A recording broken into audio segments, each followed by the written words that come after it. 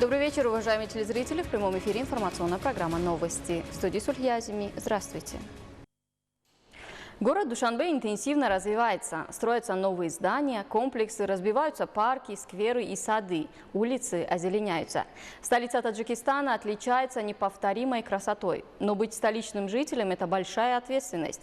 Жители города Душанбе должны, отдавая дань уважения городу, соблюдать чистоту и правила поведения в столице. Яркая и процветающая столица не сбавляет обороты своего развития. По инициативе председателя города Душанбе, уважаемого Рустами Эмомали, в столице постепенно реализуется новая градостроительная политика, в рамках которой возводятся деловые, научные, образовательные и спортивные центры, социально-культурные объекты и производственные предприятия.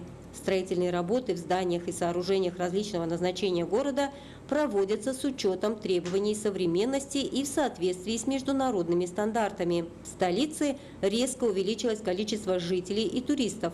Но быть столичным жителем – это большая ответственность. Необходимо соблюдать ряд правил поведения, чтобы наша столица выглядела самым лучшим образом.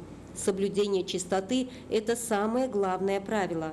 Многие сознательные жители, проявляя инициативу, выходят на хашар по уборке территории, чтобы привести в порядок свой двор, улицу, парк или сквер.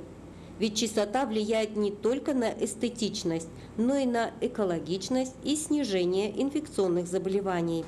Душанбе – это тот город, в котором у нас рядом горы, у нас очень много зелени, у нас очень добродушные люди. Всегда гости говорят о том, что таджики – самый гостеприимный народ. Но когда мы встречаем гостей, мы всегда убираем в доме, мы всегда встречаем их чистотой. Лестничная площадка, двор, вообще весь город – это наш дом. Поэтому мое желание сделать так, чтобы, если мы каждый будем следить за тем, что мы не будем бросать баклажку, упаковку, там, не знаю, перчатки кто-то там вот бросил. В городе будет чисто. В подобных хашарах участвуют жители разных возрастов, в том числе подростки. Это очень важно, ведь такие мероприятия выступают в роли воспитательной меры, чтобы приучить жителей беречь наш город, заботиться о его облике. С другой стороны, кто убирает, тот старается не сорить. Кроме того, участвуя в субботнике, приятно осознавать, что вкладываешь свою долю в процветание любимой столицы и создаешь особую ауру и уют. Ведь состояние города зависит от каждого его жителя. Зумрат Файзиева, Далер Содиков. Новости. Государственный природный заказник Сой-Вота Айнинского района славится своей уникальной экосистемой. Неповторимая красота этого живописного уголка Таджикистана привлекает в эти можжевеловые рощи, цветочные поляны и несущие повсюду прохладу в летние знойные дни кристально чистые родники многочисленных туристов. Государственный природный заказник Сой-Вота Айнинского района Сагдийской области – одно из живописных мест Таджикистана с необычайно редкой и уникальной экосистемой. Этот удивительно интересный, богатый флорой и фауной заказник расположен на севере Республики Таджикистан на берегу реки Зеравшан в объятиях Фанских гор. Природный заказник, являющийся одной из туристических достопримечательностей для любителей природы и исследователей в области медицины и лекарственных растений, является ключевым в сфере научных исследований ученых в области окружающей среды и экологической ситуации Центральноазиатского региона, предоставивших множество научных исследований по экосистеме региона. Здесь имеются природные целебные источники, высокие заснеженные вершины, чистейший горный воздух с легким ароматом можжевеловых рощ и лекарственных растений. В настоящее время заказник Сой-Вота является одним из ключевых природных территорий, где сохранились заросли реликтовых тугайных лесов с редкими видами растений и животных. Арчевники, возраст которых исчисляется от 1000 до 2000 лет, имеют огромное хозяйственное значение.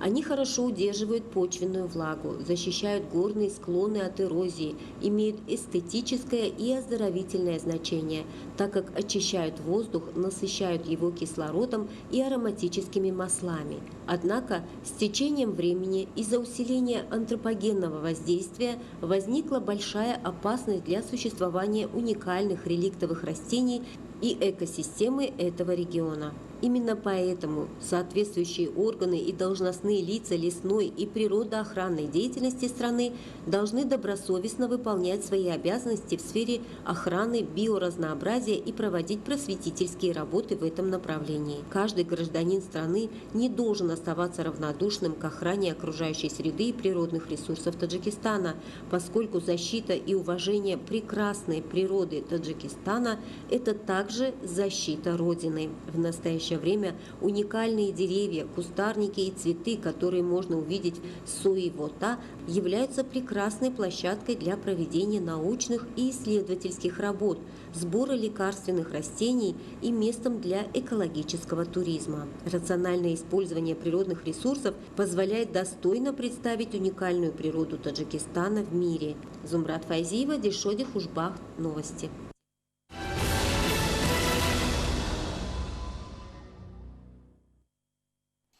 Уважаемые телезрители, это были все новости к этому часу. Оставайтесь с нами и не переключайтесь.